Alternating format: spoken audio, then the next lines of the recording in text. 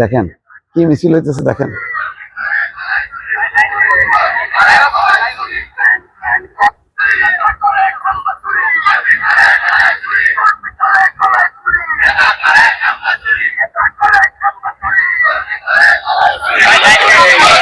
স্লোগানের ভাষা বুঝতেছেন, আমি চিন্তা করতেছি অন্য কথা। আজকে দেখেন আরেকটা খবর, এই যে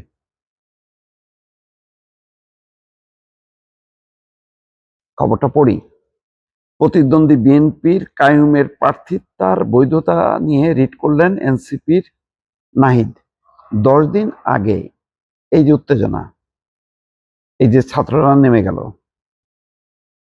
ডাকসু, ডাকসুর সাদিক কাইমের নেতৃত্বে মিছিল।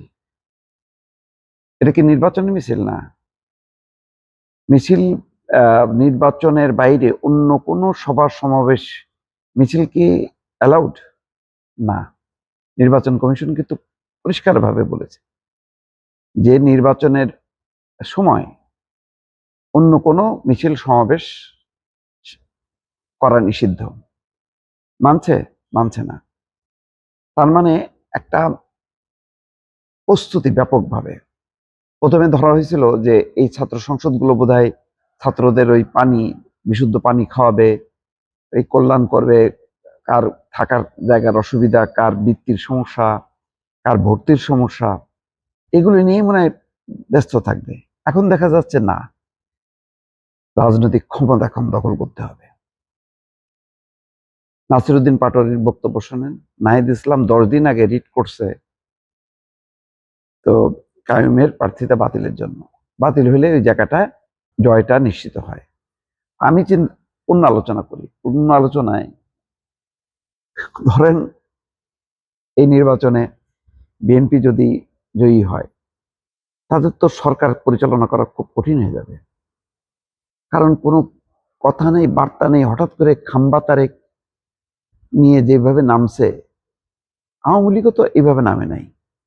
আওয়ামী লীগের অনেক ইস্যুর মধ্যে এটা একটা ইস্যু ছিল, কিন্তু তারা তো দেখা যাচ্ছে একদম টার্গেট তারেক রহমান। কেন? তারেক রহমান কি ক্ষতি করলো? কি এমন ঘটনা ঘটলো? এখনো পর্যন্ত তো, কালকে তো দেখলাম যে এই ডক্টর মোহাম্মদ ইউনূস বলছে সামগ্রিকভাবে নির্বাচনের পরিবেশ ভালো আছে। আমার কাছে তো তেমন কোনো ইনসিডেন্ট মনে হয় না। শেরপুরের ঘটনা, যশোর সহ কয়েকটা জায়গায় অশান্তি, এগুলো তো খুবই নর্মাল। মানে এরকম, এটা কোনো বড় ধরনের কোনো ঘটনাই না। কিন্তু কেন নামছে?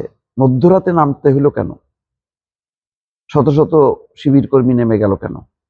এটাই কি তাদের শেষ লড়াই? এই শিবিরের এই লড়াই আর এই নাহিদ ইসলামদের যে উদ্যোগ, আয়োজন, বক্তব্য, এটা কি একাকার হয়ে গেল? এরা কি সেই বৈষম্য বিরোধী ছাত্র আন্দোলন একটা বিশেষ কর্নার দ্বারা নিয়ন্ত্রিত? তারাই কি এখন নির্বাচনকে সামনে রেখে এক হয়ে গেল? তাই যদি এক হয়, তাহলে তো 5ই আগস্ট সরকার পরিবর্তন, অর্থাৎ শেখ হাসিনার পরিবর্তনের যে আন্দোলন ছিল, সেই আন্দোলন সম্পর্কে ভাবতে হবে যে এটা কি তাহলে মানুষের আন্দোলন ছিল? মানুষকে বিভ্রান্ত করার আন্দোলন ছিল? এর পরিকল্পনা কি ছিল জামাত শিবির এই গোষ্ঠীর? এরা কি ঘুরে ফিরে কি জামাতের এ টিম বি টিম? এখন কিন্তু এই চিন্তাটা কিন্তু তারা যেভাবে করতেছে, একদিকে হচ্ছে ছাত্র সংসদকে ব্যবহার করে তারা শক্তি দেখাচ্ছে, অন্যদিকে আইন আদালতকে ব্যবহার করেও তারা এগিয়ে গেছে।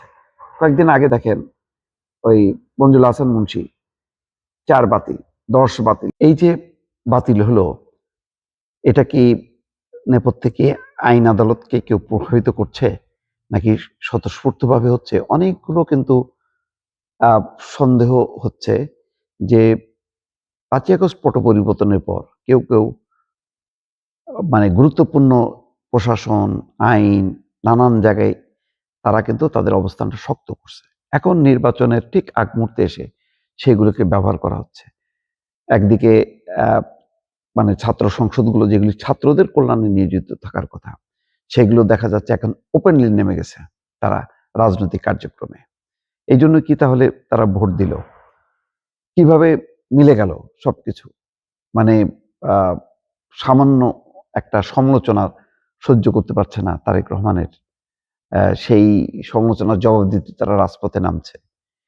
তো এখন সবকিছু মিলায় যা অবস্থা হচ্ছে যে হাসিনা বিরোধী যে আন্দোলনের শক্তিগুলো তারা মুখোমুখি হচ্ছে, কোনোভাবেই তারেক রহমানকে সহ্য করছে না। নির্বাচনের ফল যদি বিএনপির অনুকূলে যায়, তাহলে কি তার পরের দিন থেকেই তারা রাজপথে নেমে পড়বে 5ই আগস্টের মতন?